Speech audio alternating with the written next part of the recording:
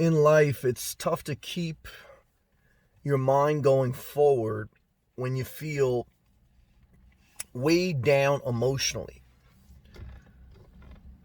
There's a lot to be said for the emotional and psychological part of life. Anytime you're going to be manipulated, it will usually be emotionally and psychologically, especially for the masses, because the masses are the majority of people in the world. And so you really cannot physically overpower them. You really couldn't physically oppress them without mainly psychologically and emotionally manipulating them. And that's why many politicians, religious figures, etc., use emotional and psychological tricks against us. Or, in a materialistic world, companies use advertisement as a psychological, emotional form of manipulation. And we're subconsciously brought up in a culture that, whatever culture it is, because every culture has certain things that are just kind of like ingrained in you. And people can easily, including myself, people can easily psychologically or emotionally start to make irrational decisions. And how that ties into the topic today is when it comes to buying things, it's not just a financial decision. It's a huge emotional and psychological decision.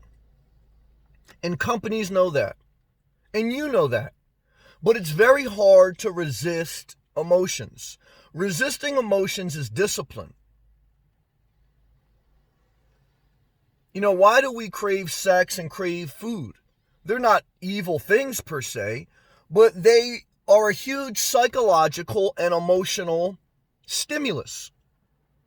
Our bodies actually physically exert hormones sometimes and happy feelings when we indulge in something. And buying stuff is an indulgence. Buying things may have a practical purpose, but sometimes if we buy too much above our means or even at our means, the practical part of what we're buying is lower in the equation and the emotional and psychological part is higher. Example, you see a car and there's a practical reason why to buy a car. You have to get from A to B. Transportation makes sense having it for most people. However, the emotional and psychological part about buying a car is, oh, it has black rims. I like black rims. Oh, it has a sunroof. I like a sunroof, and I do. So there's different things that are within a car that are beyond the practical. They're emotional and psychological. And there's nothing wrong with trying to please yourself emotionally and psychologically.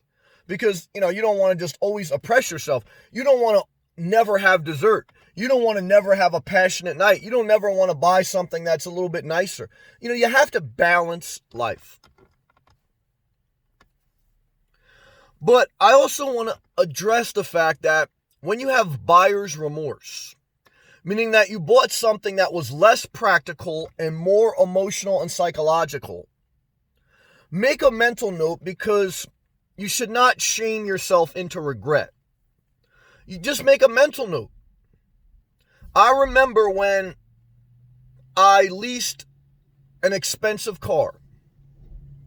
Now, I leased an expensive car 2 times in my life. One when I was very young in my 20s, and I don't regret that. Because, when you're young, you got to live life and figure it out. But I did the same thing when I was in my early 30s for the purpose of really trying to impress a girl. And that was my fault. And as soon as I leased the expensive car, I regretted it. I said, this is not practical. It doesn't even really fit what I want to do in my life. You have to take accountability when you buy something beyond practicality. But I made a mental note. I didn't beat myself up too much. I had a couple bad days when I initially bought the car, but I made a mental note.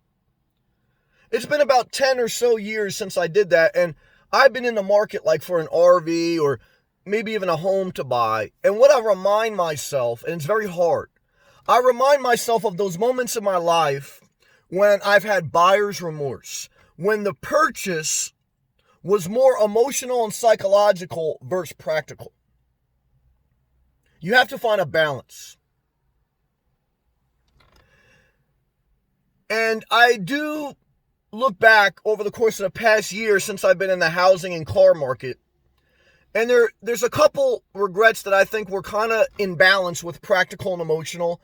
And there were a couple, even though I really loved them emotionally and psychologically, and it still hurts to know they're not available, I know they weren't practical.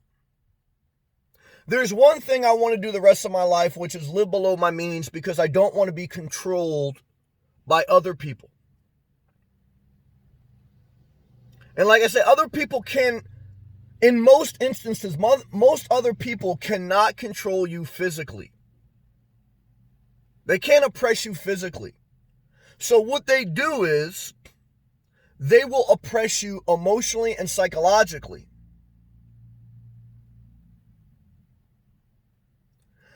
And buyer's remorse and living out of balance, you are more vulnerable to being more manipulated. Living below your means, you're more disciplined, you're more controlled, that you have a higher level of freedom. And that matters. That matters. And I want you to remember that when you're struggling with a decision on what to buy. Balance practicality versus emotion. You need a car, you need an RV. Does it have to have certain features? Now, if you want certain features and you can afford them,